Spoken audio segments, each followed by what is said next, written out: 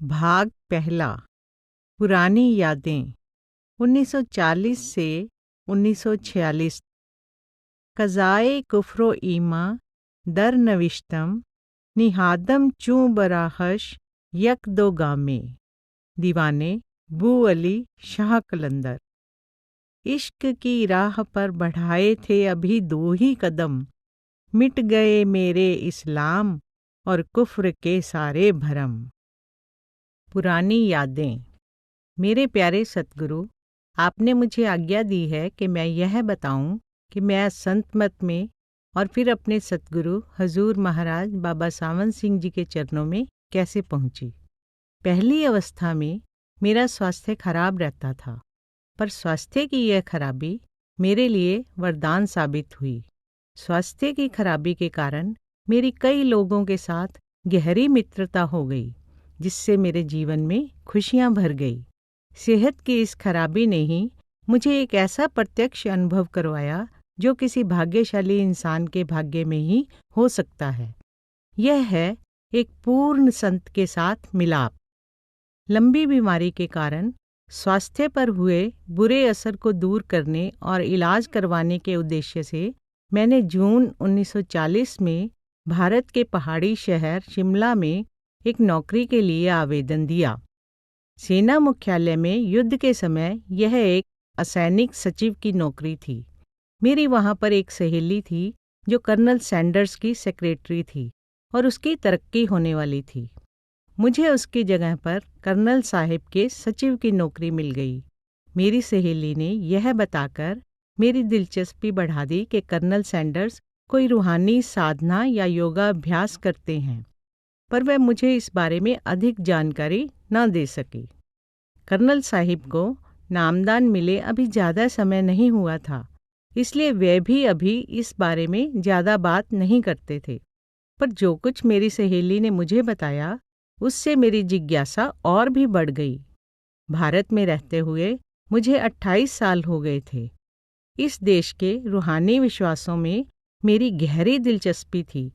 मैंने एक सीमा तक बौद्ध धर्म और ब्रह्म विद्या यानी थियोसाफी के बारे में अध्ययन किया हुआ था और शाकाहारी भोजन का सिद्धांत मुझे बुरा नहीं लगता था। इस तरह मैं आत्मिक ज्ञान के लिए किसी हद तक पहले से ही तैयार थी। जिस अवसर की मैं तीव्रता से प्रतीक्षा कर रही थी, वह मुझे तब मिला जब कर्नल सैंडर्स ने मुझे आम बातचीत के दौरान अपनी छुट्टियां बिताने के स्थान के बारे में बताया। मुझे लगा कि मेरे प्रश्नों से उन्हें पता चल गया होगा कि मेरी रुचि सरसरी तौर पर नहीं थी, बल्कि गहरी आध्यात्मिक प्यास के कारण थी, जिसको ईसाई मत की बाहरी रस्में संतुष्ट नहीं कर सकी थी। मैं प्रोटेस्टेंट थी, पर मैंने शिक्षा कैथोलिक कॉन्वेंट से प्राप्त की थी। चाहे मैं इन दोनों मतों से असंतुष्ट थी, फिर भी मैंने इन दोनों मतों के वे गुण धारण कर लिए थे जो मुझे सच्चाई पर आधारित प्रतीत होते थे, अर्थात एक की सादगी और स्पष्टता तथा दूसरे की भक्ति की लगन और श्रद्धा। रस्मी कर्मकांड का मुझ पर कोई प्रभाव न पड़ा, पर गुरु के रूप में ईसा मसीह का विचार मेरे मन पर छाया हुआ था। मेरी इस सोच के पीछे जो सिद्धांत काम कर रहे थे, उनका एहसास मुझे संत मत को समझने के बाद ही हुआ। लोग हजरत ईसा को एक पूर्ण गुरु के रूप में प्यार और सम्मान देते हैं, पर इतनी शताब्दियां बीत जाने के कारण उनके बारे में बहुत भ्रम पैदा हो चुके हैं। समझा जाता है कि उनका जन्म प्रभु की अलौकिक शक्ति से एक कुंवारी कन्या की कोख से हुआ, इसलिए इस युग में केवल वह ही प्रभु के एकमात्र पुत्र हैं। मेरे अवचेतन मन में यह शंका उठती रही कि शारीरिक तौर पर इस तरह जन्म लेने का क्या अर्थ हुआ। अगर परमात्मा सर्वशक्तिमान है, तो उसको क्या जरूरत है कि वह अपने बनाए गए नियमों की उल्लंघना करके अपनी अलौकिक शक्ति से अपना इकलौता पुत्र पैदा करें। इस इकलौते पुत्र होने का क्या महत्व हुआ, जबकि सर्वशक्तिमान और दयालु प्रभु ने यह नियम बनाया हुआ है कि प्रकृति अपना सृजन स्वयं करे और बार बार मरे और बार बार जन्म ले। इस प्रबंध का यह भी एक अभिन्न अंग है कि एक पीढ़ी की महत्वपूर्ण स्मृति दूसरी पीढ़ी को न मिल सके। अगर प्रभु ने केवल हजरत ईसा को सबके लिए और हमेशा के लिए अपने पुत्र के तौर पर भेजा है, तो हजरत ईसा से पूर्व की और उनके बाद आने वाली पीढ़ियों को ईसा मसीह का सच्चा संदेश कैसे प्राप्त होगा यदि यह सीधा ईसा से न मिले? हजरत ईसा की शिक्षा चाहे कितनी ही प्रभावशाली हो और उनकी जीवनी लिखने वाले चाहे कितने ही विद्वान और प्रभावशाली हों, वे सब ईसा की जगह नहीं ले सकते। अगर सारी मानवता को इस सच्चे संदेश या उपदेश की गहराई तक पहुंचने का अवसर सीधे ईसा से नहीं मिलता, तो परमात्मा जो प्रेम स्वरूप है, इन कमजोर और भूली हुई पीढ़ियों के प्रति पक्षपात का दोषी होगा। अगर वह सर्वज्ञाता है, जैसे कि माना जाता है, तो उसने अपनी सृष्टि के नियमों को स्वयं ही भंग नहीं करना था, अपितु सृष्टि के नियमों के अनुसार प्राकृतिक ढंग से पैदा हुआ परिपूर्ण पुत्र हर पीढ़ी के लिए समय समय पर भेजना था। अन्य कोई साधन ही नहीं जिसके द्वारा उसका संदेश मानवता को सदा मिलता रहे। करामातों का हस्तक्षेप तो शक्ति का दुरुपयोग करने के समान है। करामातों का नाटक देखने वालों को चाहे हैरान कर दे, पर उनकी अंदर की मैल, अज्ञानता, भ्रम और हौम्य के रोग को हमेशा के लिए दूर तो नहीं कर सकता। फिर परमात्मा ने इतना कष्ट उठाकर ईसा को चमत्कारी ढंग से किसी कुमारी की कोख से क्यों पैदा किया होगा? जहाँ तक प्रभु के इकलौते पुत्र के सेवकों को आत्मिक शिक्षा देने का संबंध था, उसके लिए तो केवल यह जरूरी था कि यह शिक्षा ठीक हो। दयालु प्रभु को, जो कि सर्वहितकारी और समदर्शी है, यह चिंता नहीं होगी कि उसके बेटे का जन्म कैसे हो, बल्कि उसको यह चिंता होगी कि संपूर्ण मानवता की आत्मिक मुक्ति कैसे हो। क्या सारे इंसान हर प्रकार से प्रभु के हुक्म के अधीन पैदा नहीं हुए? और इस तरह क्या वे सभी प्रभु के बेटे नहीं हैं? उनके सांसारिक पिता तो इस धरती पर संतान की उत्पत्ति के साधन मात्र थे। आध्यात्मिक दृष्टि से इस बात का कोई महत्व नहीं है कि ईसा का शारीरिक पिता कौन था। ईश्वर पूर्ण परमात्मा है, हम सब जीव उसके अंश हैं।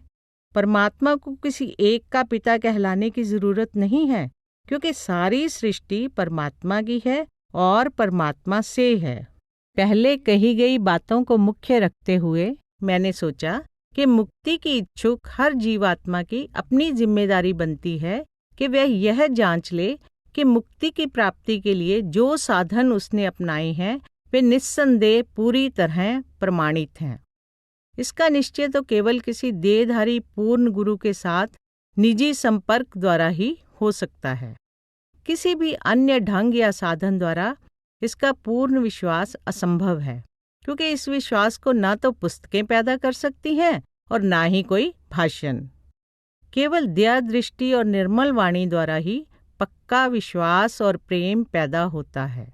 इसलिए ऐसे संत सतगुरु की आवश्यकता है जो परमात्मा का साक्षात रूप हो और जो हमारी त्रुटियों के बावजूद हम पर प्रेम भरी दया मेहर करे और हमारी निजी जरूरतों और हालात के अनुसार हमें सच्चाई के मार्ग पर लगा दे। अभी मैंने अपने मन में इस तरह की धुंधली सी तस्वीर बनाई ही थी कि मेरा मिलाप परमात्मा की तरफ से भेजे गए प्रतिनिधि कर्नल सैंडर्स से हो गया। अब जरूरत केवल इतनी ही थी कि उनकी सहायता प्राप्त करने का शुभ अवसर मिल जाए। विश्वास करो कि मैंने इस अवसर का लाभ उठाने में जरा भी देर न की। एक कॉफी हाउस में चाय के कई कप पिए और सैंडविच खाते हुए मैंने प्रेम के इस आध्यात्मिक जगत में प्रवेश करने का साहस कर लिया। पहले तो कर्नल साहब ने डेरा बाबा जैमल सिंह के बारे में बताया। इसके संचालक एक दयालु और पूर्ण महात्मा बाबा जैमल सिंह जी थे। संत मार्ग पर चलने के लिए वे किसी को अपना धर्म परिवर्तन करने के लिए नहीं कहते थे। वे अपने सेवकों को जीव हत्या करने और मांस खाने से रोकते थे। उन्होंने मुझे बताया कि ये गुरु ऐसी शिक्षा देते हैं जिसको व्यक्ति अपनी रहनी में अपना सकता है, और इस रहनी का महत्वपूर्ण अंग प्रतिदिन रूहानी अभ्यास करना है। मैं लंबी बीमारी के कारण काफ़ी कमज़ोर हो चुकी थी और ज़्यादातर अपने आप में खुश रहने की मेरी आदत बन चुकी थी। इसलिए मुझे इस तरह की रहने की बात अच्छी लगी। मेरे विचार अंतर्मुखी थे और मैं अपने में ही मग्न रहती थी। कर्नल साहिब ने कहा, नहीं, इतना ही काफ़ी नहीं। अपने विचारों को नियंत्रित करके इनको अपनी दोनों आंखों के बीच एक बिंदु पर केंद्रित करने की कोशिश करनी पड़ती है। संत महात्मा इस बिंदु को तीसरी आंख या तीसरा तिल कहते हैं। यह आंख या बिंदु कोई भौतिक स्थान नहीं, पर अगर खुशकिस्मती से यह आंख खुल जाए तो यह इन भौतिक आंखों से, जो कि हमें जन्म से प्राप्त हुई हैं, कहीं ज़्यादा देख सकती हैं। जिस तरह यह तीसरी आंख देखती है, इन भौतिक आंखों से देख पाना असंभव है, क्योंकि इस आंख के खुलने से जीवात्मा को एक नई और मनमोहक दुनिया की जानकारी प्राप्त हो जाती है, जो कि हमारे सिर के घेरे के भीतर बसी हुई है। इस बात से मेरा उत्साह और भी बढ़ गया, क्योंकि लंबे समय से बीमार रहने के कारण मेरे शरीर ने कई बार धोखा दिया था और मुझे अपनी योग्यता और सामर्थ्य पर विश्वास नहीं रहा था। इसलिए अब मैंने अपने आप को ऐसी यात्रा के लिए तैयार कर लिया जिसको तय करने के लिए इन भौतिक योग्यताओं की जरूरत नहीं थी और ना ही उसके लिए समय और स्थान की कोई सीमा थी। मैंने उसे अपने अंदर मस्तक में ही अनुभव करना था, जिसके लिए मुझे प्रतिदिन 2.5 घंटे के लिए इस भौतिक दुनिया में से ख्याल को इकट्ठा करके अभ्यास में बैठना था। पहले मुझे अपने शरीर के 9 दरवाजे, आँखें, कान, नासिकाएं, मुंह और मल मूत्र के स्थान, जो कि संसार की तरफ खुलते हैं, बंद करने पड़ेंगे। फिर लगातार धैर्य और विश्वास से सूरत को धीरे धीरे शरीर में से निकालकर ऊपर तीसरे तिल में एकाग्र करना है और वहां गुरु के नूरी स्वरूप के प्रकट होने का इंतजार करना है। अच्छा, तो फिर? मैंने कहा। कर्नल साहिब ने कहा, यह कार्य काफ़ी मुश्किल है और इसमें समय लगता है। इसमें सफलता के लिए अभ्यास करना पड़ता है और अभ्यास में सफलता के लिए मांस, मछली, अंडे, शराब और दूसरे मादक पदार्थों का त्याग करना पड़ता है। हर सच्ची शिक्षा के पीछे कर्म और पुनर्जन्म के 2 मूल सिद्धांत कार्य करते हैं, जो पूरी तरह एक दूसरे पर निर्भर हैं। इन दोनों के बारे में मुझे पहले से ही जानकारी थी। इसको कर्म और प्रतिकर्म का नियम भी कह सकते हैं। मुझे अब पता चला कि असल में कर्म 3 प्रकार के हैं। पहले वे हैं जो अच्छे और बुरे कर्म हमने पिछले जन्मों में किए हैं और इस जन्म में उनका भुगतान कर रहे हैं। इनको प्रारब्ध कर्म कहते हैं। ये कर्म हमारे जीवन की हर सांस का आधार हैं। इन कर्मों का भुगतान होने के बाद हमारा अपने आप इस संसार से अंत हो जाता है। इन कर्मों से बचने का कोई उपाय या तरीका नहीं है, पर किसी पूर्ण महात्मा से नामदान प्राप्त करने के पश्चात इनका प्रभाव कम हो सकता है। दूसरी किस्म के कर्मों को संचित कर्म कहा जाता है। ये पिछले जन्मों के अनभोगे कर्म हैं, जो कि इकट्ठे होते रहते हैं। नामदान के समय सतगुरु इनको भुगताने की जिम्मेदारी अपने ऊपर ले लेते हैं। इन कर्मों का संबंध मन के साथ है, इसलिए सतगुरु की दया से जब जीव अपने मन पर पूरी तरह से काबू पा लेता है, तो ये कर्म अपने आप ही नष्ट हो जाते हैं। संचित कर्मों का नाश होने पर जीव एक तितली की तरह अपने खोल यानी कारण शरीर में से निकलकर आत्मिक जगत में प्रवेश कर लेता है। कर्नल साहिब ने बताया कि यह जीत का क्षण होता है और इस आत्मिक रस का अनुभव होते ही आत्मा पुकार उठती है, देखो मैं आत्मा हूँ। मैं हमेशा सोचा करती थी कि जिसको आम भाषा में मैं आत्मा हूँ कहते हैं, उसका वास्तविक अर्थ क्या है। अब मुझे समझ आ गई, यह मतलब है आत्मा होने का। मन की अंतिम छत यानी कारण शरीर को फाड़कर बाहर निकलने के लिए आत्मा को जबरदस्त प्रयत्न करना पड़ता है। उस समय यह पुकार उठती है, मैं वही हूँ। तीसरी किस्म के कर्म हैं क्रियमान कर्म। ये वे नए कर्म हैं जो हम अब कर रहे हैं। इन कर्मों का हमारे भूतकाल से कोई संबंध नहीं, पर इनका परिणाम हमें भविष्य में भोगना पड़ेगा। कर्नल साहिब ने मुझे बताया कि हर रूहानी फिलॉसफी या सच्ची शिक्षा 3 तथ्यों पर आधारित है। पहला, देहधारी पूर्ण सतगुरु की जरूरत। दूसरा, सतगुरु की शिक्षा का मुख्य सिद्धांत अनहद शब्द यानी नाम, वह रब्बी वाणी जिसे बाइबल में वर्ड, यूनानी दार्शनिकों ने लोगास, मुसलमान फकीरों ने इस्मे आज़म या कलामे इलाही और भारत के संतों ने शब्द या धुन कहकर बयान किया है। तीसरा, सतगुरु के बताए अभ्यास के द्वारा अपने अंदर गुरु के नूरी स्वरूप से संपर्क पैदा करना। जिज्ञासु के लिए पूर्ण सतगुरु की जरूरत इसलिए भी है कि अभ्यास में हो रही उन्नति को हर पड़ाव पर परखने के लिए उसके सामने एक पूर्ण मिसाल हो। जीवित सतगुरु का होना जरूरी है, नहीं तो प्राप्त की गई शिक्षा केवल सुनी सुनाई होगी। गुरु के साथ सीधा संबंध न होने के कारण उसकी निजी समस्याओं का केवल साधारण नियमों के अनुसार किया गया समाधान निश्चित और स्थायी नहीं होता। हम सब एक दूसरे से उतने ही भिन्न या अलग हैं जैसे हमारे अंगूठे के निशान। इसलिए आत्मिक प्रशिक्षण भी हर एक के लिए अलग अलग है। जीवित गुरु की जरूरत का सबसे बड़ा कारण यह है कि यह प्रेम और भक्ति का मार्ग है। इस लोक में गुरु से निजी संबंध स्थापित किए बिना सच्ची भक्ति संपूर्ण नहीं हो सकती।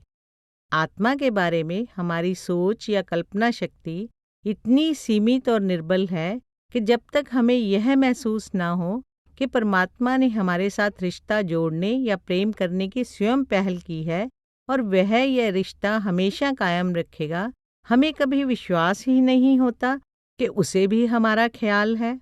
इसलिए जो जिज्ञासु सच्चे दिल से परमात्मा से मिलना चाहते हैं, उनके लिए कोई न कोई संत सतगुरु हमेशा संसार में मौजूद रहता है। अगर उनके मन में गहरी लगन और तड़प हो तो जैसे चुंबक सुई को अपनी तरफ खींच लेता है, वैसे ही गुरु भी जिज्ञासु को अपनी तरफ खींच लेता है। उनको कोई एक दूसरे से अलग नहीं रख सकता। संत सतगुरु ने इस मार्ग पर हमारी सहायता करने के लिए ही तो देह का चोला धारण किया होता है। सतगुरु हमें शब्द से जोड़ते हैं ताकि शब्द के अभ्यास द्वारा हम अपने अंदर जा सकें। इस तरह जब हम अपने ख्याल को शरीर के निचले भागों से समेटकर आंखों से ऊपर तीसरे तिल पर एकाग्र कर लेते हैं, तो हम इस भौतिक जीवन से ऊपर उठ जाते हैं, जिसको जीवित मरना भी कहा जाता है। इस तरह हम अंदर अपने सतगुरु के नूरी स्वरूप के दर्शन कर लेते हैं। एक बार उस नूरी स्वरूप के दर्शन कर लेने के बाद फिर इस आत्मिक मार्ग की उच्चतम मंजिल तक यह स्वरूप कभी भी हमारा साथ नहीं छोड़ता। कर्नल साहिब ने मुझे समझाया कि शब्द ही हमारे जीवन का असल आधार है और यह शब्द ही गुरु के रूप में हमारे अंदर विराजमान है। इसको सुना भी जा सकता है, इन बाहरी कानों द्वारा नहीं, अपने अंदर मस्तक में। आरंभ में इसकी आवाज़ कम होती है, जबकि वास्तविक रूप में यह शब्द धुन अति सुंदर और मधुर है। किसी किसी को यह नामदान मिलने से पहले भी सुनाई दे सकती है, पर इस शब्द से असली संपर्क तब होता है जब किसी सच्चे सतगुरु से नामदान लेकर उसके नूरी स्वरूप के दर्शन हो जाएं। अपने असल घर से बिछुड़कर इन भौतिक खंडों में आए हमें अनंत समय बीत चुका है और हमारा शब्द से चेतन संबंध टूट चुका है। नामदान के समय सद्गुरु हमें हमेशा के लिए उस चेतन धारा को सुनने की शक्ति प्रदान करके हमें सदा के लिए हमारे असल घर से जोड़ देते हैं। हो सकता है कि अपने कर्मों के बोझ के कारण जिज्ञासु शब्द धुन को तुरंत महसूस न कर सके, पर अभ्यास और कर्मों का बोझ कम हो जाने पर उसका शब्द सुनने का सामर्थ्य बढ़ जाता है। अब वह धीरे धीरे उन सांसारिक आवाज़ों से, जिनको सुनने की मन को स्वाभाविक आदत पड़ी हुई थी, शब्द धुन को अलग करने में सफल हो जाता है। पर अब भी संसार और कर्मों से बंधा होने के कारण वह शब्द की मीठी और प्यारी आवाज़ को सुनने के योग्य नहीं होता। प्रेम और विश्वास के साथ किए गए लगातार अभ्यास से आत्मिक बल बढ़ जाता है और अंत में शब्द की संगीत में मधुर आवाज का आंतरिक अनुभव होने लग जाता है। सब सांसारिक आवाजें किसी क्रिया, टकराने, टूटने, हिलने आदि के फलस्वरूप पैदा होती हैं, पर शब्द धुन किसी प्रतिक्रम का परिणाम नहीं, बल्कि खुद कारण है, मूल या आदि कारण। कर्नल साहिब ने बताया कि अभ्यास के अगले पड़ावों में जब आत्मा सार शब्द से जुड़ जाती है तो इसमें इतनी मिठास और कशिश होती है कि इसको सुनने वाले अभ्यासी वापस स्थूल शरीर में आना पसंद नहीं करते। कर्नल साहिब ने इस बात पर भी जोर दिया कि जिज्ञासु को हर तरह से अपनी रहनी और चाल चलन को नेक, पाक और निर्मल रखना चाहिए। जैसे कि बर्तन में कुछ डालने से पहले इसको साफ करना पड़ता है। इस संबंध में हमारे 5 दुश्मन हैं जिनको काबू करना पड़ता है। ये 5 दुश्मन या 5 मानसिक रोग हैं: काम, क्रोध, लोभ, मोह और अहंकार, जो इंद्रियों के जरिए हम पर हमला करते हैं। जब तक अभ्यासी मन के मंडल अर्थात त्रिकुटी को पार नहीं कर लेता, ये बेरहम दुश्मन लगातार अपना घातक वार करते रहते हैं। हमारी अपनी बहादुरी या कमजोरी इनके हमले से हमारा बचाव नहीं कर सकती, क्योंकि ये 5 विरोधी शक्तियां काल के हथियार हैं, जिसका इन भौतिक खंडों पर राज्य है। आत्मा को आवागमन या जन्म मरण के चक्कर में फंसाकर रखना काल का कर्तव्य है। ये सारे विकार हमारे पक्के दुश्मन हैं, पर इन सब में से बुरा जो बाकी दुश्मनों को भी उत्तेजित करता है वह है अहंकार। ये दूसरे सब विकारों के लिए भट्ठी में ईंधन की तरह काम करता है और सबसे अंत में पीछा छोड़ता है। सद्गुरु से मिलाप। जब मैंने पहली बार अपने माता पिता के साथ संत मत का जिक्र किया तो वे यह सोचकर उदास हो गए कि अगर मेरे आहार में मांसाहार भोजन की प्रोटीन न रही तो इससे मेरी सेहत बहुत कमज़ोर हो जाएगी। मैं उनको नाराज़ भी नहीं करना चाहती थी। मैंने सोचा कि अगर मैं धैर्य और संयम से काम लूं तो वे मेरे दृढ़ विश्वास से प्रभावित होकर समझ जाएंगे कि इससे मुझे कोई नुकसान नहीं होगा। इसी बीच कर्नल साहिब ने यह प्रबंध कर दिया कि बड़े दिनों यानी क्रिसमस की छुट्टियों का कुछ भाग मैं एक अमेरिकन सत्संगी मिसेस जॉनसन के साथ बिता सकूं, जो कि डेरे में ही रहती थी। पर इससे पहले मेरे भाग्य में अपने प्यारे सतगुरु से मेरी पहली मुलाकात लिखी हुई थी। सर्दी की ऋतु में ज्यादा सर्दी होने के कारण शिमला से हमारा दफ्तर और मेरा परिवार नई दिल्ली आ गए थे। महाराज जी यहाँ कर्नल साहब के घर आए हुए थे। अक्टूबर के महीने की एक शाम का समय था।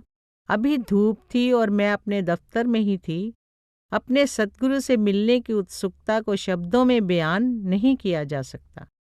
कर्नल साहब पहले ही अपने सतगुरु रूपी मेहमान से मिलने के लिए जा चुके थे। फिर उन्होंने मुझे टेलीफोन किया कि महाराज जी ने आज्ञा दे दी है कि मैं उनसे आकर मिलूं। जब मैं कर्नल साहब के घर जाने के लिए सचिवालय की ढलान पर साइकिल चला रही थी तो मुझे ऐसा आभास हो रहा था कि जैसे मैं हवा में उड़ रही हूँ। मुझे ख्याल आया कि जब जीवात्मा 84 लाख योनियों के चक्कर के बाद अपने सतगुरु से दोबारा मिलती है तो उसको इसी तरह का विस्मादी आनंद मिलता होगा। जब मैं वहां पहुंची तो वह वहां उपस्थित थे। साफ सुथरा पहरावा, सीधा गौरवपूर्ण कद, लंबी बर्फ जैसी सफेद दाढ़ी, ऊंची पगड़ी और जलाल भरा शांत चेहरा। मेरी तरफ मुस्कुराते हुए देखकर उन्होंने मुझे हेलो कहा और अपना हाथ मेरी तरफ बढ़ाया। हाथ मिलाते हुए मैंने धीमी आवाज में रस्मी सा जवाब दे दिया। मुझे ऐसा प्रतीत हुआ जैसे मैं उनके चरणों में माथा टेक रही हूँ। बहुत विचित्र बात है कि ऐसे अवसर पर हम अपने आप को कैसे नियंत्रण में रख लेते हैं, जबकि हमारी अंतरात्मा इस तरह नाच रही होती है जैसे लंबे समय से बिछड़ा हुआ पिल्ला खुशी से कूदता हुआ अपने प्यारे मालिक का स्वागत करने के लिए लाड़ कर रहा हो। जब मैंने उत्सुकता से नामदान के लिए अर्ज की तो महाराज जी ने फरमाया कि नाम उसे ही मिल सकता है जो पक्का शाकाहारी हो। शाकाहार अपनाने तक उन्होंने मुझे राधा स्वामी नाम का सुमिरन देकर लगन और विश्वास से अभ्यास करने की आज्ञा दे दी।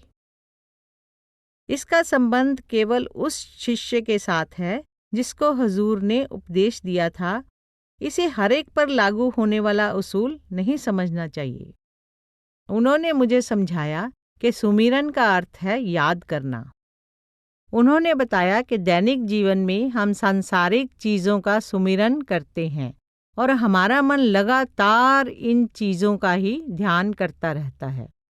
सतगुरु हमारी सुमिरन और ध्यान की कुदरती आदत से लाभ उठाकर हमें अपना मन इस सांसारिक सुमिरन और ध्यान के बजाय रूहानी सुमिरन और ध्यान में लगाने का उपदेश देते हैं।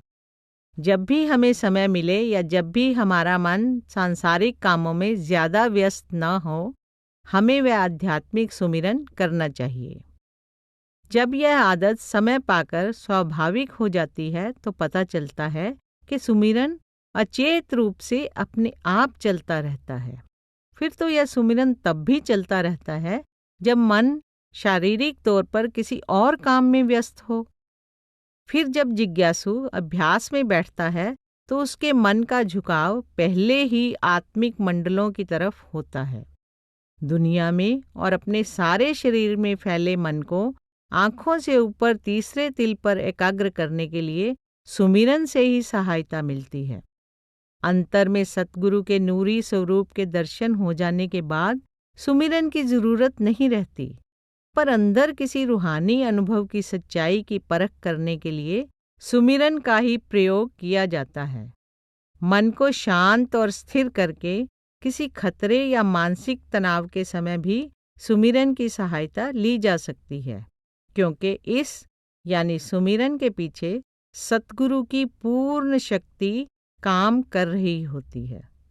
उन्होंने मुझे विश्वास दिलाया कि सुमिरन द्वारा जीव पिंडी मन के खंड के शिखर पर पहुंच जाता है, पर नामदान देते समय जब सतगुरु आत्मा को शब्द धुन से जोड़ देते हैं तो जीव काल के दायरे को पार करके आत्मिक मंडलों के शिखर सत्यलोक का अधिकारी बन जाता है।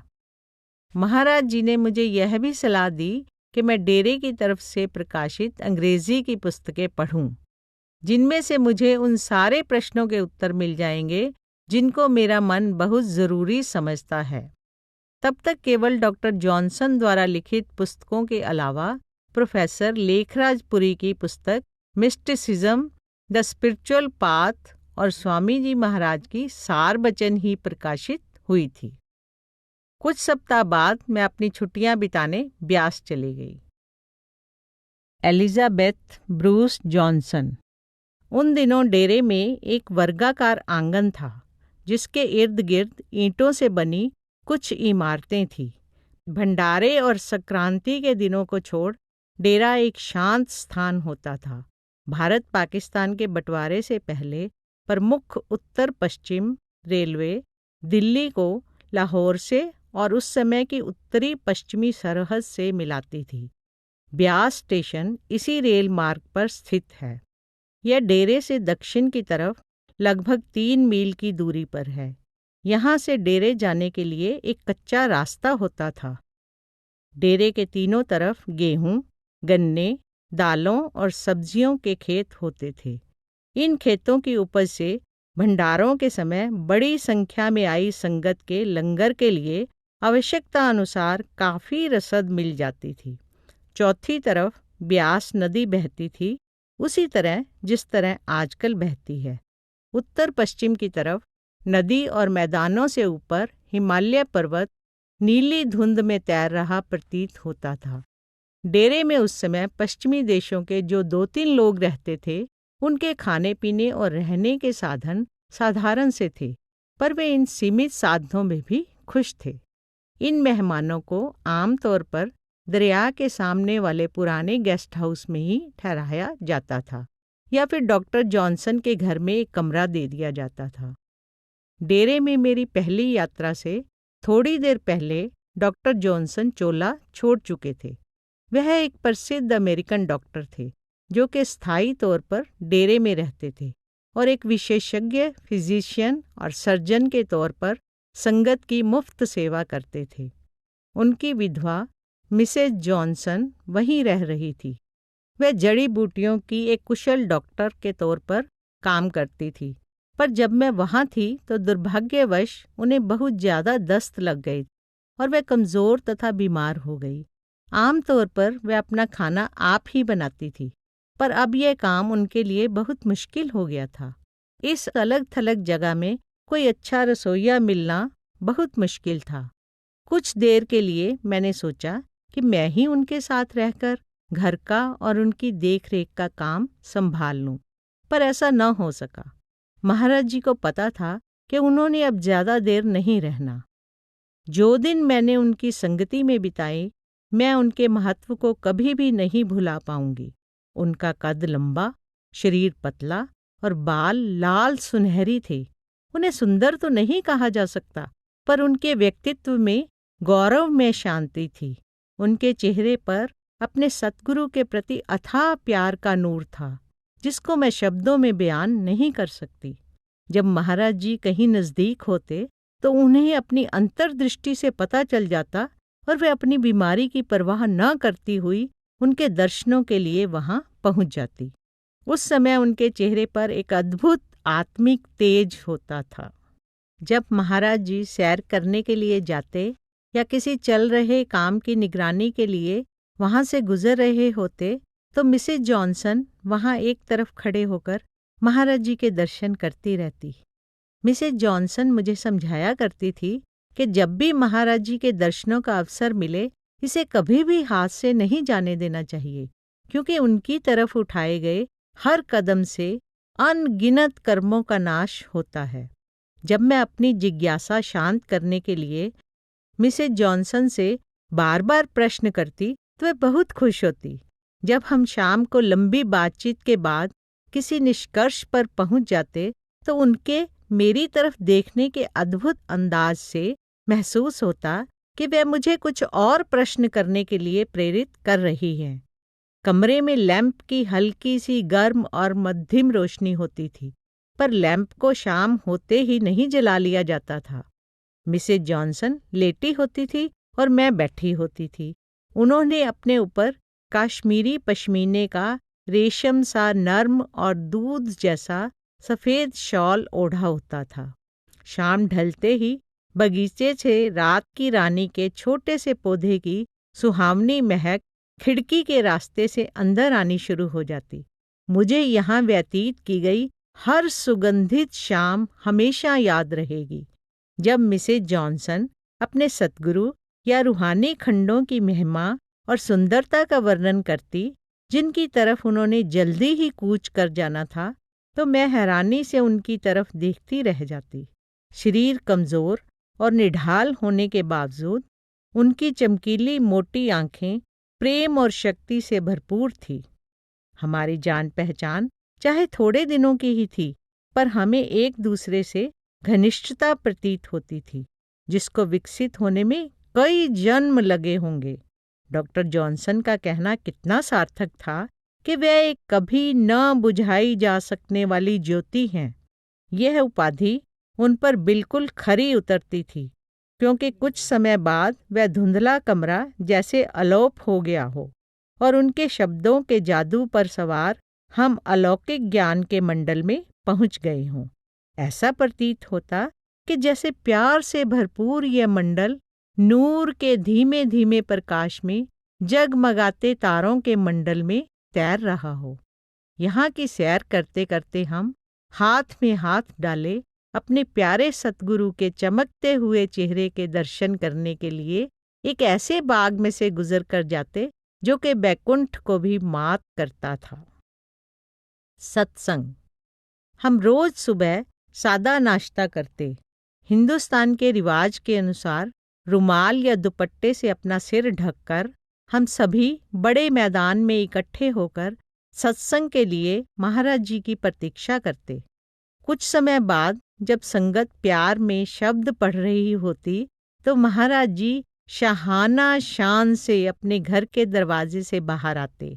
यह सन 1940 की पतझड़ की बात है, जब उनकी आयु 82 साल की थी। लंबी सफ़ेद दाढ़ी, चमकीले तीखे नयन नक्श और सीधा शाही कद, संगत के बीच में महाराज जी बिल्कुल अलग प्रतीत होते थे।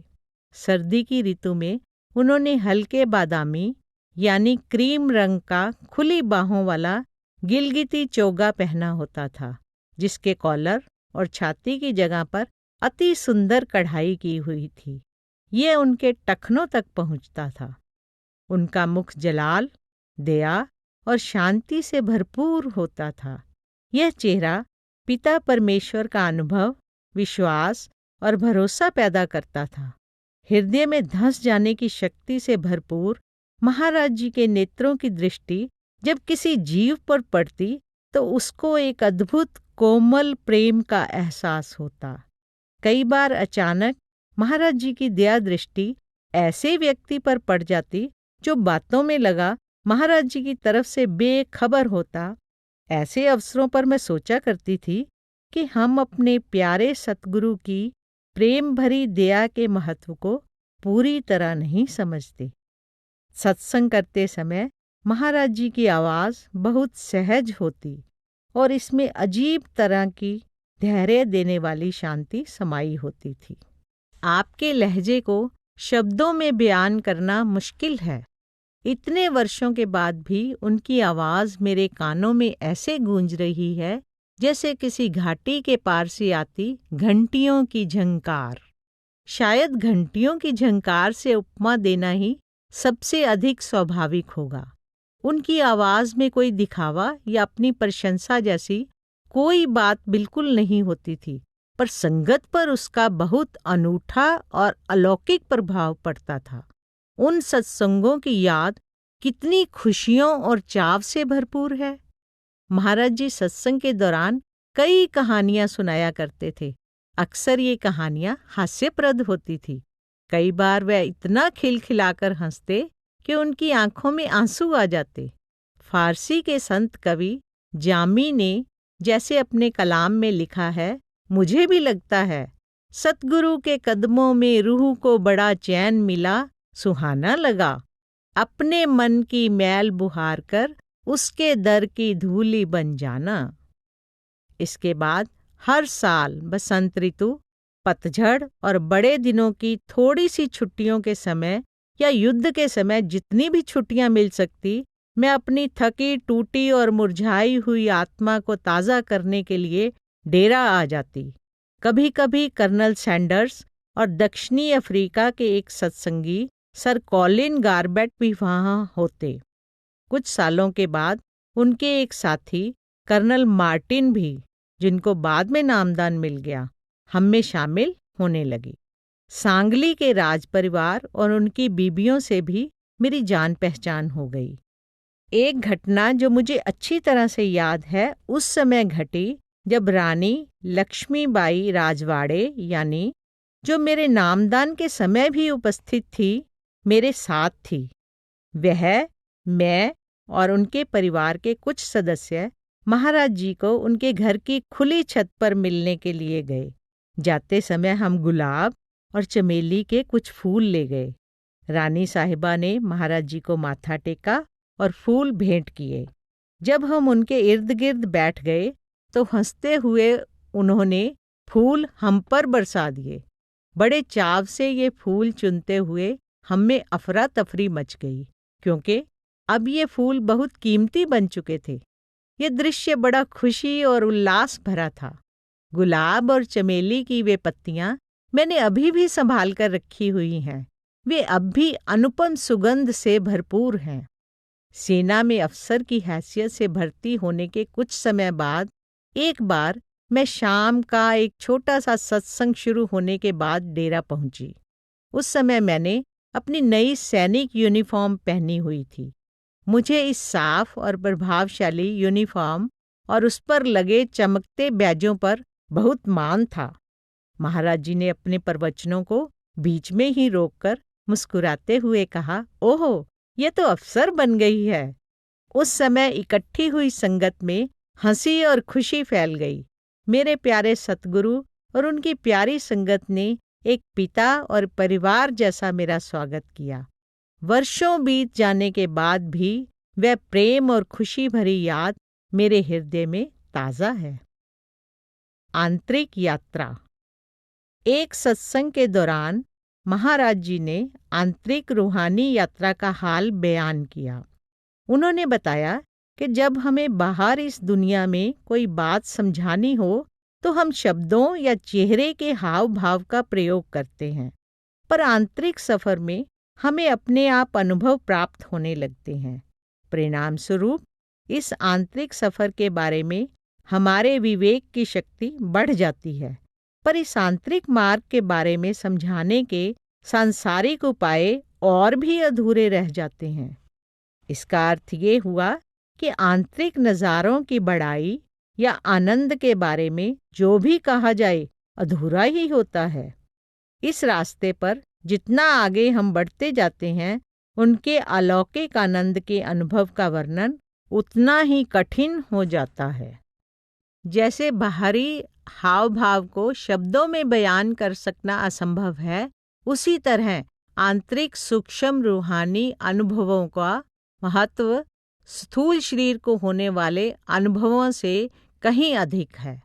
मेरे ख्याल से इसी कारण आंतरिक चढ़ाई के संबंध में सांसारिक वर्णन अधूरे प्रतीत होते हैं, पर आंतरिक रास्ते पर चलने वाले जिज्ञासु को इस बात का प्रमाण देने के लिए कि वह ठीक रास्ते पर चल रहा है, ये वर्णन संकेत के रूप में कार्य करते हैं। आंतरिक सफर के बारे में ये भौतिक चित्रण सभी पढ़ने या सुनने वालों को समान रूप में समझ आ सकते हैं।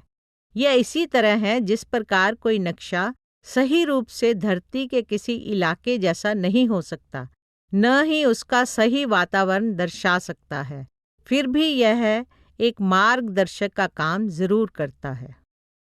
अलग अलग संस्कारों व मनोवृत्तियों के कारण आंतरिक यात्रा के आरंभ में प्रत्येक अभ्यासी के कुछ निजी अनुभव होते हैं। संत हमें वे सामान्य बातें समझाते हैं जिनका अनुभव लगभग सभी अभ्यासियों को होता है और जिन्हें वे अच्छी तरह समझ सकते हैं। ऊंचे लोकों यानी मंडलों की भाषा व बोलचाल निचले लोकों के निवासी नहीं समझ सकते। इसका कारण यह है कि प्रत्येक लोक में जाने और वहाँ का कारोबार समझ पाने के लिए निजी मेहनत व तैयारी की आवश्यकता होती है, पर ऊपर के मंडलों वाले नीचे के मंडलों की भाषा और बातचीत से परिचित होते हैं, इसलिए वे उनके रास्ते में आने वाली कठिनाइयों और मजबूरियों को भी समझते हैं। इसके विपरीत नीचे के मंडलों वाले ऊपर के मंडलों की बोली और व्यवहार उतनी देर तक नहीं समझ सकते जब तक वे चढ़ाई करके उन मंडलों में नहीं पहुंचते। महाराज जी ने इस बात को समझाने के लिए एक साधारण दृष्टांत दिया। एक छोटा सा बालक जिसने अभी स्कूल जाना शुरू ही किया होता है, ऊंचे स्तर के गणित की कोई समस्या हल नहीं कर सकता, पर ज्यादा पढ़े लिखे विद्यार्थी के लिए जमा घटाव करना मुश्किल नहीं होता। परमार्थ की उन्नति में यह एक अचरज की बात है कि तीव्र बुद्धि वालों की अपेक्षा भोले भाले लोग, जिन पर बुद्धि का ज्यादा दबाव नहीं होता, इस मार्ग पर शीघ्र उन्नति करते हैं, क्योंकि भोले लोगों में मन बुद्धि की दलीलों या कलाबाजियों की जगह सतगुरु का प्रेम भरा होता है।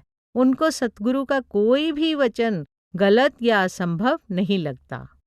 महाराज जी ने समझाया कि नामदान के समय दिए गए सुमिरन द्वारा ध्यान को तीसरे तिल में एकाग्र करके जब हम अंधेरे पर्दे को, जो पहली मंजिल के रास्ते की रुकावट है, चीरकर आगे बढ़ते हैं, तो ऐसा प्रतीत होता है जैसे खिड़की खोलकर बाहर निकल आए हों और सूर्य और चंद्रमा के प्रकाश के बीच में से गुजर रहे हों। आगे एक स्थान आता है जिसको अष्टदल कमल कहा जाता है। यहाँ हमारे सतगुरु का नूरी स्वरूप प्यार से हमारा स्वागत करता है। सेवक के लिए यह अत्यंत महत्वपूर्ण बात है, क्योंकि अब उसे अपने प्रारब्ध कर्मों के बारे में ज्ञान हो जाता है और वह उनके फल को खुशी खुशी स्वीकार कर लेता है। यहाँ पहुंचकर शब्द धुन तेज हो जाती है और चुंबक की तरह ध्यान को इतनी जोर से अपनी तरफ खींचती है कि अभ्यासी को बाहर यानी शरीर में आना उतना ही मुश्किल लगता है जैसे पहले बाहर से अंदर जाना लगता था। सबसे महत्वपूर्ण बात यह है कि इसके बाद सतगुरु का नूरी स्वरूप तब तक सेवक का साथ नहीं छोड़ता जब तक वह अपनी अंतिम मंजिल को प्राप्त नहीं कर लेता। जब नूरी स्वरूप के दर्शन हो जाते हैं तो सुमिरन करने की जरूरत नहीं रहती। अब सेवक और शब्द स्वरूपी गुरु तारामंडल के प्रकाश में से गुजरते हुए ऊपर के भाग में प्रवेश कर जाते हैं। इसको सहस्रदल कमल या 1000 पंखुड़ियों वाला कमल कहते हैं। यह शक्ति का केंद्र या भंडार है। यहाँ शक्ति उत्पन्न और इकट्ठी की जाती है। नीचे के सारे जगत में इस केंद्र से शक्ति पहुँचती है। इस स्थान से 1000 बत्तियों जैसा अलग अलग अलौकिक प्रकाश फैल रहा दिखाई देता है। हजारों तरह के अलग अलग प्रकाश और ध्वनियों के कारण इसको सहस्रदल कमल कहा जाता है। यहाँ पहुंचकर समय और स्थान का विशेष महत्व नहीं रह जाता। यहाँ आत्मा का इस खंड के धनी के साथ मिलाप होता है।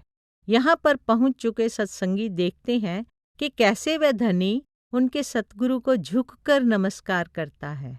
इससे ऊपरी खंडों के धनी भी सतगुरु का इसी तरह आदर और सम्मान करते हैं। इस सफर पर और आगे बढ़ते हैं तो कारण मन के एक और विशाल शक्ति केंद्र में पहुंच जाते हैं। इस मंडल को त्रिकुटी या ब्रह्म का देश भी कहते हैं। इस मंडल का अपना धनी है।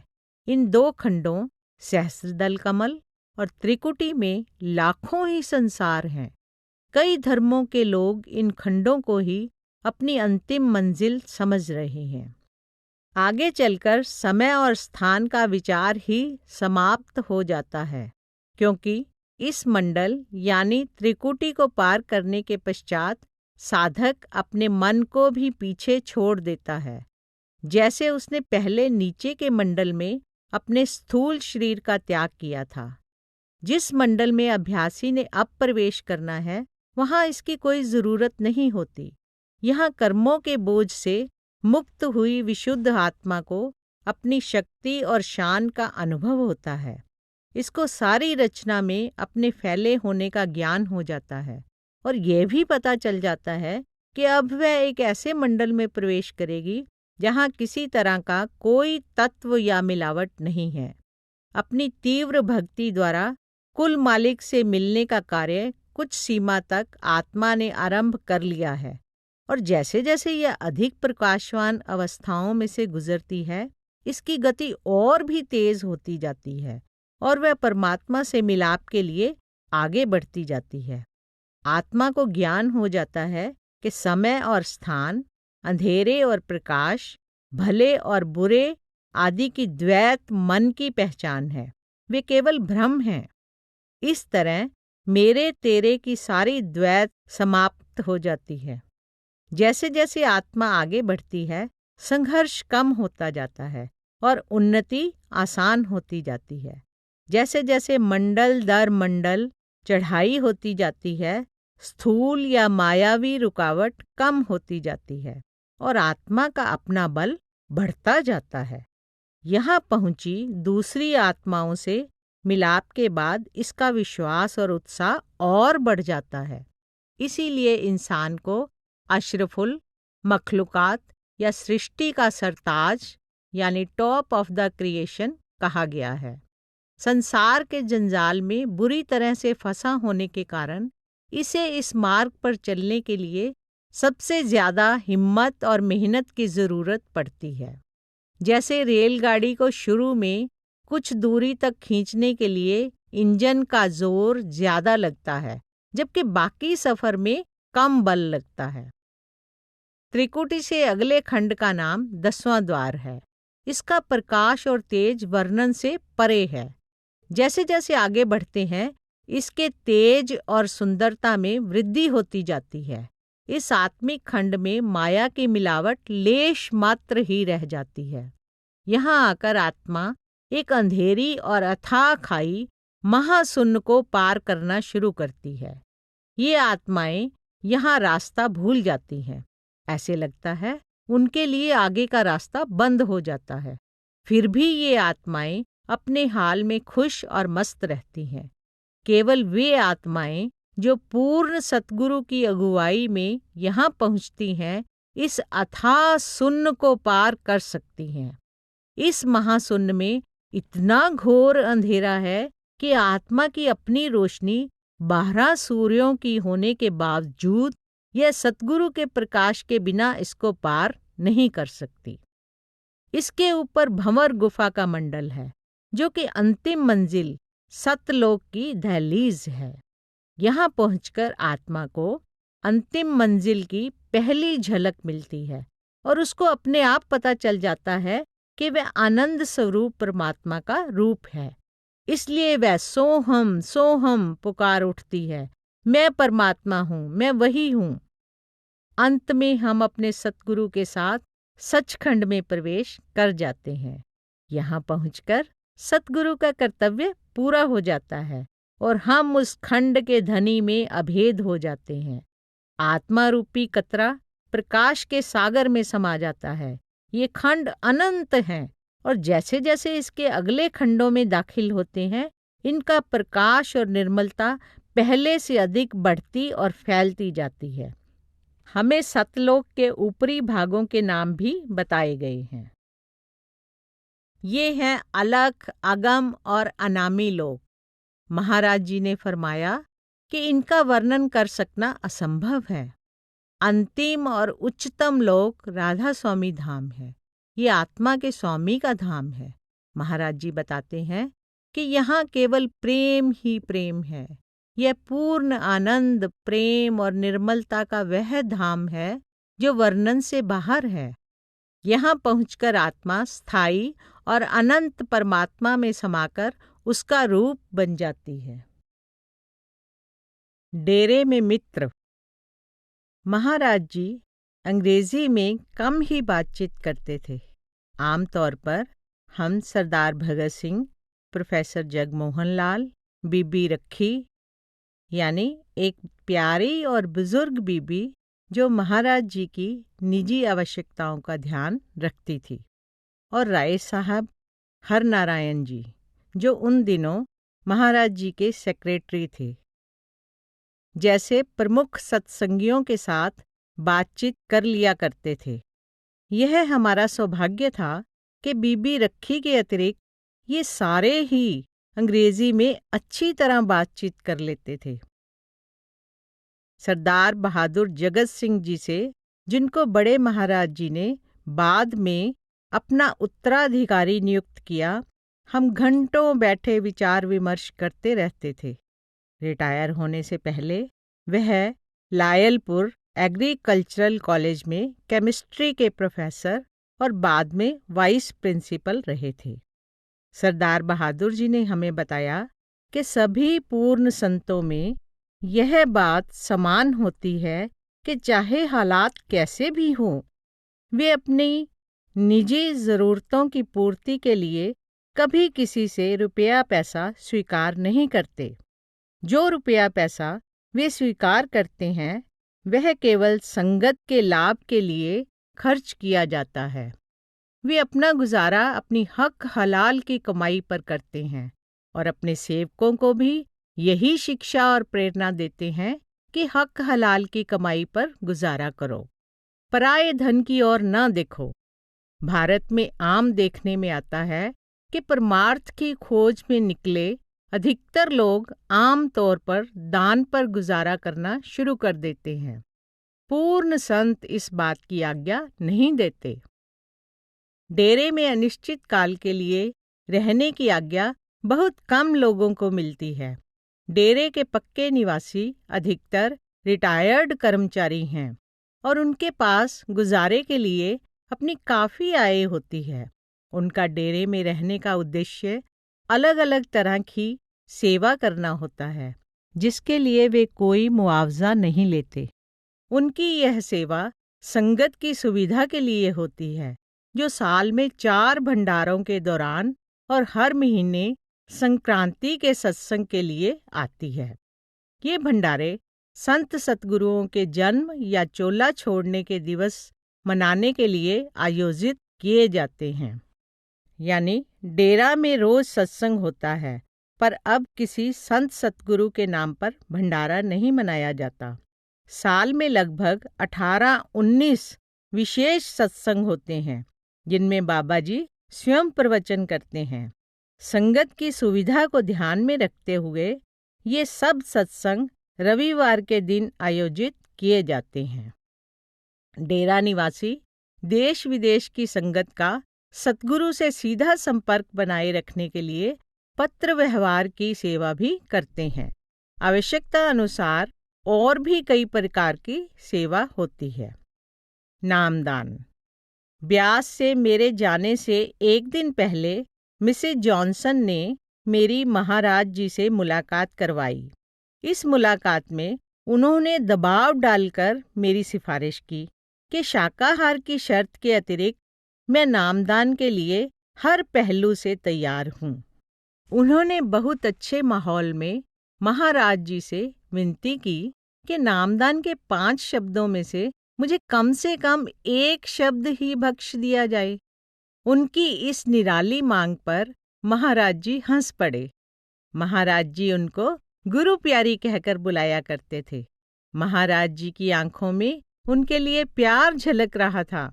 उन्होंने हंसते हुए फरमाया, अगर देना है तो 5 ही क्यों ना दे दूं? तो फिर 5 ही दे दीजिए।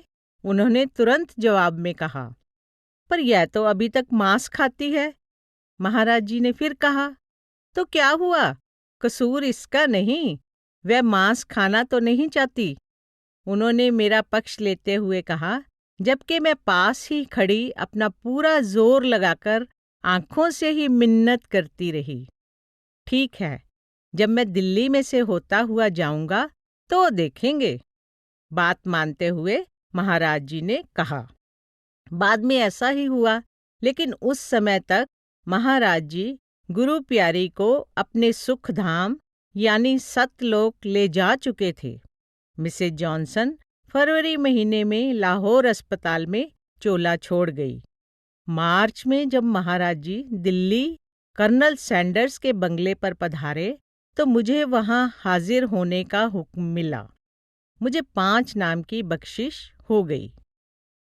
अगली गर्मियों में गठिया की बीमारी हो जाने के कारण मैंने एक ऐसे डॉक्टर की सलाह ली जिसके बारे में मुझे पता था कि वह मुझे इलाज के दौरान परहेज के तौर पर शाकाहार करने की सलाह देगा। मेरी इस नई सोच को मेरे माता पिता ने भी खुशी खुशी स्वीकार कर लिया। मेरे माताजी ने पूछा, तू तो इस विचारधारा के बारे में बहुत गंभीर है ना?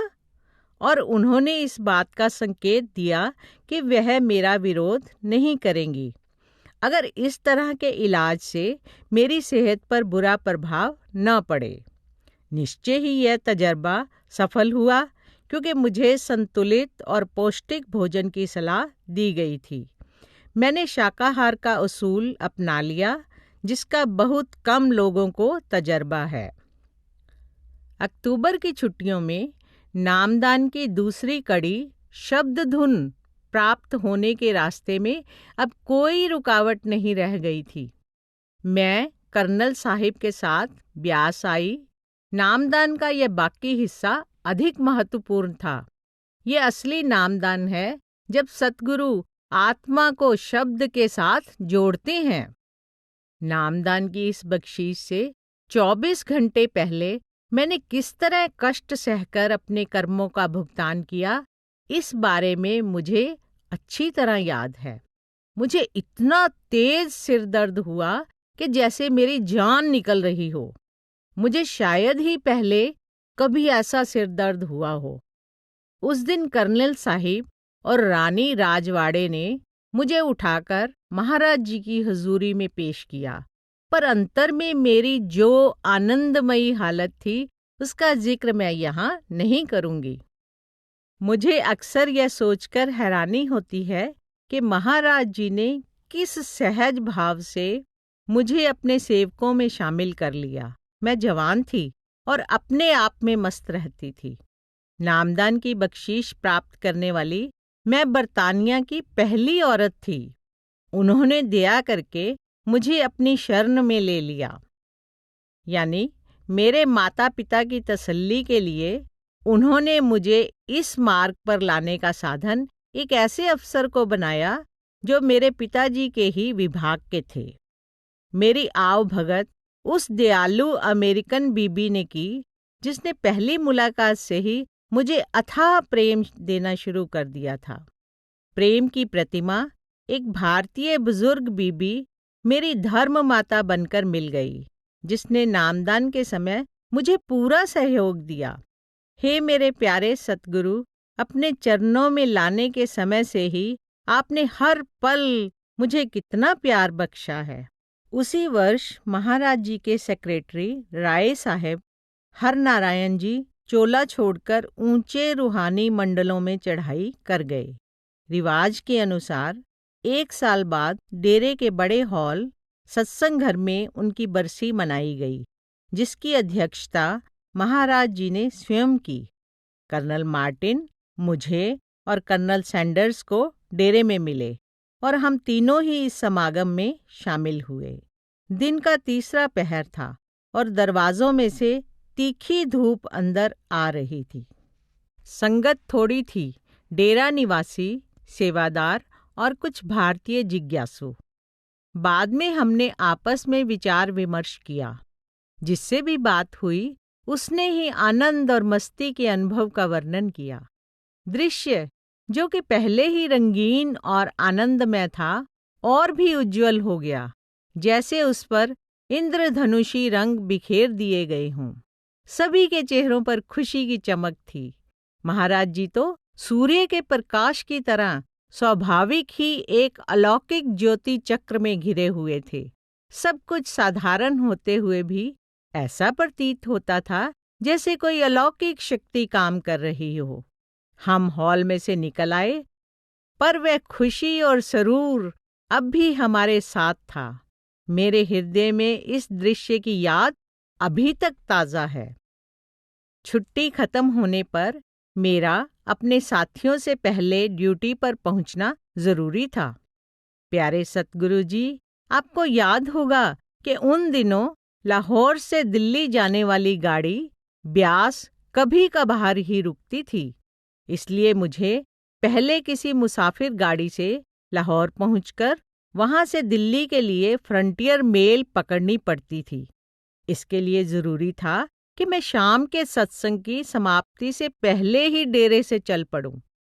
मुझे पहले ही महाराज जी से आज्ञा मिल चुकी थी कि मैं समय होने पर चुपचाप सत्संग से चली जाऊं।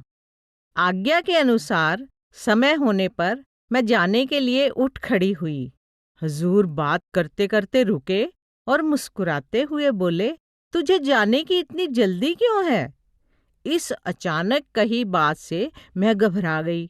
मुझे परेशान देखकर हुजूर ने दया भाव से कहा, अच्छा फिर तेरा जाना ही ठीक है।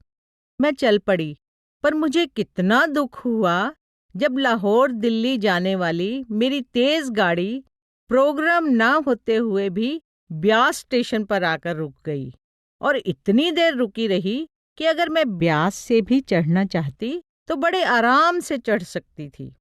मैंने उदास मन से गाड़ी के डिब्बे में दाखिल होने की कल्पना की और सोचा कि अगर मैंने सतगुरु के वचनों पर भरोसा कर लिया होता तो मैं ब्यास से ही गाड़ी में चढ़ रही होती।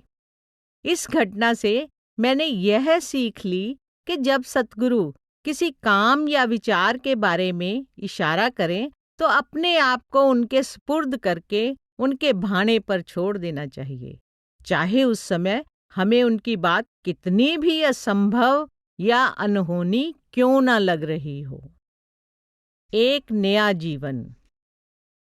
1943 में कर्नल सैंडर्स रिटायर होकर इंग्लैंड चले गए।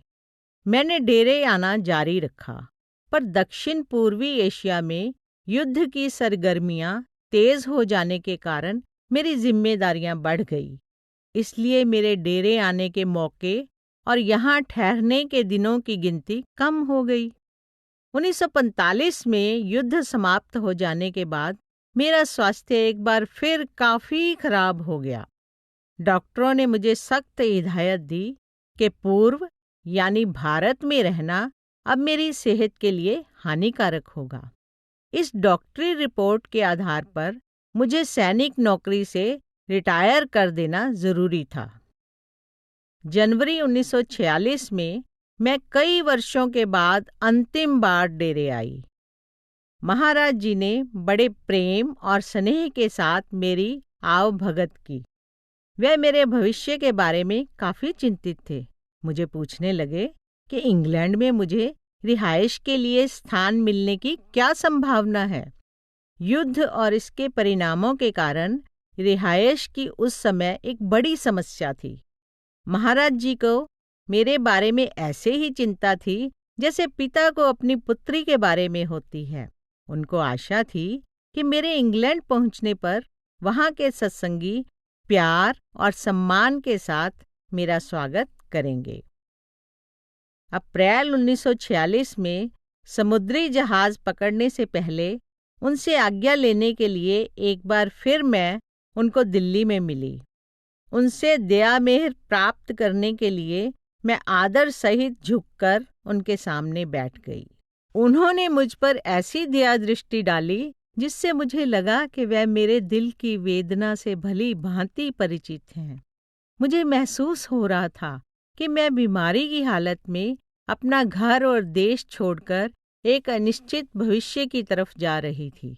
पर सबसे ज्यादा दुख मुझे इस बात का था कि शायद मैं देह स्वरूप में उनके फिर कभी दर्शन नहीं कर सकूंगी और उनकी उपदेश देने वाली प्यार भरी आवाज कभी न सुन सकूंगी।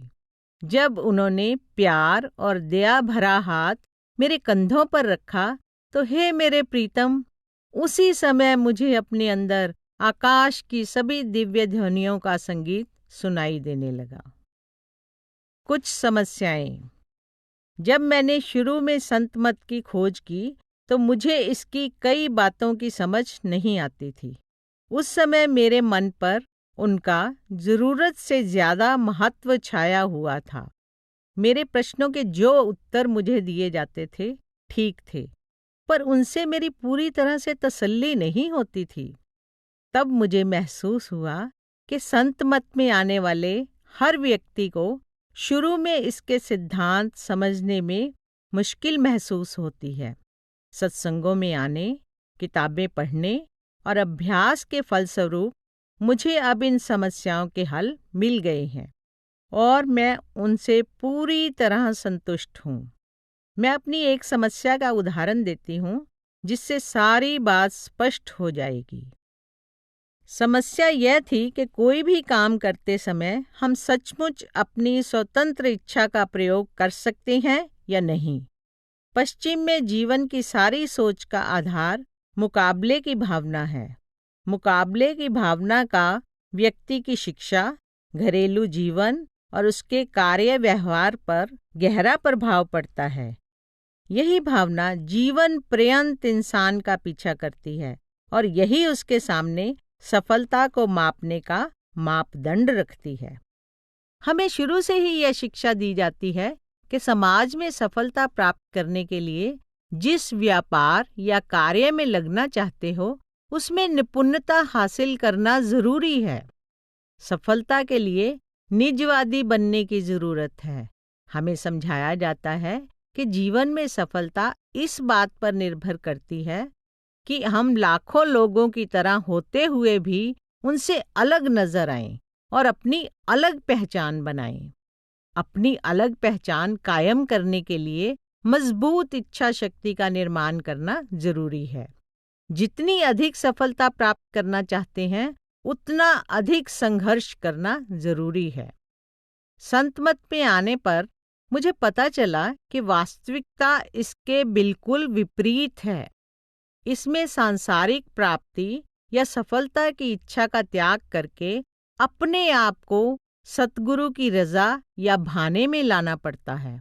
जब तक मुझे इस विचारधारा की पूरी समझ नहीं आई थी। मैं सोचती थी कि केवल दृढ़ इच्छा शक्ति से कोई भी नया ऊंचे से ऊंचा लक्ष्य प्राप्त किया जा सकता है और इस लक्ष्य के शिखर पर पहुंचकर हमारा निजी अहम संपूर्ण हो जाता है। मैं सोचती थी कि अपने निज को अनंतता के सागर में समा देना अपना सर्वनाश करना है। मैं एक अलग व्यक्ति की तरह अपने अहम को समाप्त किए बिना ही अनंतता का आनंद लेना चाहती थी। एक अंग्रेज औरत होने के कारण मुझे अपनी स्वतंत्र इच्छा शक्ति कायम रखने पर मान था। जब मैं कुछ साथी सत्संगियों के साथ इस बारे में बात करती तो मुझे महसूस होता कि आत्मा रूपी बूंद के परमात्मा रूपी अनंत सागर में समा जाने वाली बात जरूरत से ज्यादा बढ़ा चढ़ाकर बयान की जाती है। पर मेरी स्वतंत्र इच्छा संबंधी यह धारणा शीघ्र ही समाप्त हो गई और मुझे समझ आ गया कि जब तक हम मन के दायरे के अंदर हैं, हमारे परस्पर संबंधों पर हमारे कर्मों का प्रभाव पूरी तरह से कायम रहता है। जब हम मन के दायरे से पार चले जाते हैं तो दुनिया के प्रति राग और द्वेष, प्रेम और घृणा समाप्त हो जाते हैं। उस हालत में हमारे अंदर न दुनिया का मोह होता है और ना ही दुनिया के प्रति नफरत होती है। उस अवस्था में हमारी आत्मा भी प्रभु की तरह ही प्रकाश रूप हो जाती है। बाकी बात रही स्वतंत्र इच्छा की। मुझे समझ आ गई कि इच्छा का होना भी एक विशेष गुण है। मेरा मन इस बात से शांत हो गया कि सतगुरु के हुक्म में रहना एक अच्छे सत्संगी का सबसे बड़ा गुण है। इस मार्ग के पहले पड़ावों में जब हम दुविधाजनक स्थिति में होते हैं तो भाने में रहना सबसे उत्तम गुण होता है, क्योंकि बाद में हमें अपनी सभी शंकाओं के उत्तर अंदर से मिलते रहते हैं। जब अंदर प्रेम जागृत होता है तो दृढ़ विश्वास भी पैदा हो जाता है। पर मुझे असल उत्तर बहुत देर के बाद उस समय मिला जब मैंने प्रोफेसर L.R. पुरी की पुस्तक मिस्टिसिज्म द स्पिरिचुअल पाथ पढ़ी। इस पुस्तक में उन्होंने इस स्वतंत्र इच्छा के बारे में बहुत सुंदर ढंग से विचार किया है। यह पुस्तक 2 भागों में है। इसमें आध्यात्मिक सिद्धांतों के बारे में भारतीय संतों का मत बहुत सुंदर ढंग से समझाया गया है। यह पुस्तक पश्चिम के लोगों को भारतीय संतों के मत के बारे में उन बातों को जो कि भारतीय लोगों को शुरू से ही मालूम होती हैं समझाने में काफी सहायता करती है। प्रोफेसर पुरी लिखते हैं, यदि मनुष्य स्वतंत्र इच्छा का मालिक है तो इसका भाव है कि वह कई विकल्पों में से चुनाव कर सकता है। पर जब विकल्प खुले हों और उसने कोई चुनाव न किया हो तो यह बात अनिश्चित सी हो जाती है। इसके बारे में अभी तक किसी को पता नहीं, यहाँ तक कि परमात्मा को भी नहीं, क्योंकि यदि परमात्मा को पता है तो इसका अर्थ यह है कि वह पहले ही निश्चित है, और अगर वह पहले ही निश्चित है तो इसमें मनुष्य की कोई मर्जी नहीं हो सकती। इसका अर्थ ये हुआ कि अगर मनुष्य की स्वतंत्र इच्छा है तो किसी को इसका पूर्व ज्ञान नहीं हो सकता। परमात्मा का सर्वज्ञाता होना और मनुष्य की स्वतंत्र इच्छा का होना 2 परस्पर विरोधी बातें प्रतीत होती हैं। इस तरह हर प्रकार से यही निष्कर्ष निकलता है कि या तो परमात्मा को पूर्व ज्ञान है या मनुष्य अपनी स्वतंत्र इच्छा का मालिक है। एक ही समय में ये दोनों बातें नहीं हो सकती। अगर ये दोनों इकट्ठी हैं तो हमारे लिए यह जानना एक गंभीर समस्या है कि इन दोनों परस्पर विरोधी स्थितियों का समाधान कैसे हो। हमारा परमात्मा किस तरह का होगा, जो सब कुछ जानता है कि हम क्या कर रहे हैं और आगे क्या करेंगे, पर फिर भी हमें अपनी मनमर्जी करने देता है कि हम जो चाहे करें। इसके साथ ही ये प्रश्न जुड़ा हुआ है कि अपनी इच्छा के अनुसार हम किस प्रकार के जीव बनना चाहेंगे। बाद में वे अपने प्रश्न का उत्तर इस तरह से देते हैं, हम कह सकते हैं कि अस्तित्व के भी दर्जे होते हैं। उच्चतम रूहानी मंडल में यह अस्तित्व पूर्ण रूप में सत्य है। प्रत्येक मंडल का अस्तित्व या असलियत उस मंडल की सीमाओं तक सीमित है। उससे उच्चतर मंडल ऊंचे अस्तित्व और अधिक प्रकाश के कारण नीचे के मंडलों का अस्तित्व या असलियत समाप्त हो जाती है। दूसरे लफ्जों में, जैसे जैसे जीव सत्य के नजदीक होते हैं, नीचे के मंडलों की वस्तुएं मायावी और असत्य प्रतीत होने लगती हैं। मन बुद्धि के स्तर पर सोचें कि इस संसार का अस्तित्व है भी या नहीं। आत्मिक ज्ञान हो जाने पर हमें पता चलता है कि न इस भौतिक संसार का कोई अस्तित्व है और ना ही मनुष्य का। पर जब तक जीव भौतिक स्तर पर है, उसे इस पूर्ण सत्य का ज्ञान नहीं हो सकता, क्योंकि पूर्ण सत्य की दृष्टि से न तो उसका कोई अस्तित्व है और ना ही उसके मन का। भ्रम या अंधकार में पड़े हमारे झूठे मन में ये सच्चा ज्ञान कैसे पैदा हो सकता है? परम पद को प्राप्त कर चुके महात्मा के लिए तो केवल परमेश्वर ही एकमात्र सत्य है, पर हमें अनंत रूपों वाला यह संसार सच्चा प्रतीत होता है। इसका कारण यह है कि संत परम सत्य के साथ एकमेक होते हैं, जबकि हम सापेक्ष सत्य या भ्रम में भटक रहे हैं। इससे मनुष्य की स्वतंत्र इच्छा और परमात्मा के पूर्व ज्ञाता होने का प्रश्न हल हो सकता है। दोनों बातें एक ही समय में सत्य हैं, क्योंकि ये दोनों ही वास्तविकता या सत्य के अलग अलग दर्जे या पड़ाव हैं। इसी तरह परम सत्य में जब मनुष्य का कोई अस्तित्व ही नहीं है, तो उसकी स्वतंत्र इच्छा भी न हुई, या यूं कह लें कि उस अवस्था में स्वतंत्र इच्छा का प्रश्न ही नहीं उठता। स्वतंत्र इच्छा की बात तब तक है जब तक हम मानवीय स्तर पर हैं। स्वतंत्र इच्छा और मनुष्य रूप में अस्तित्व एक ही स्तर की सच्चाइयां हैं, पर पूर्ण सत्य यह है कि मनुष्य या उसकी स्वतंत्र इच्छा का कोई अस्तित्व नहीं। पूर्ण सत्य तो एक है, पर मनुष्य के स्तर पर यह बात समझ से बाहर है, क्योंकि जब तक मनुष्य भौतिक स्तर पर है, वह इस सत्य को नहीं जान सकता। केवल कोई संत ही अपनी आत्मिक दृष्टि से इस परम सत्य का भेद खोल सकता है। संत मार्ग पर सफलता की प्राप्ति के लिए श्रद्धा, लगन और दृढ़ता की जरूरत है, जो भक्ति भावना से पैदा होती है। कई बार हम इस दृढ़ता के बारे में गलत सोच बैठते हैं, अर्थात यह सोच लेते हैं कि शायद अपने प्रयत्नों से ही हम भजन सुमरन में उन्नति कर लेंगे। पर होता यह है कि अपने बल या इरादे से चाहे जितनी कोशिश कर लें, शारीरिक पीड़ा के सिवाय हमें कुछ नहीं मिलता। उच्चतम रूहानी मंडलों में चढ़ाई की बात तो दूर रही। अभ्यास आरंभ करने से पहले हमारा मन और शरीर शांत होना चाहिए। मन पूरी तरह चिंता मुक्त तभी होता है जब जीव अपनी मर्जी के मुताबिक चलना छोड़कर सतगुरु की रजा में रहता है। इसी में संत मत के सिद्धांत की बड़ाई और शक्ति का राज छिपा हुआ है। अपने आप को प्रभु रूप हो चुके सतगुरु के भाने में लाए बिना अपनी हौमे से मुक्त होना असंभव है। प्रेम भक्ति और भाने में रहकर ही अपने मन को जीता जा सकता है। केवल देहधारी परमात्मा अर्थात संत सतगुरु को ही इस बात की स्वतंत्रता है कि वह प्रेम भक्ति के बदले में सेवक को सारी दातें दे सकता है, यहाँ तक कि वह सेवक को पूर्णतया सर्वशक्तिमान परमात्मा में लीन कर देता है।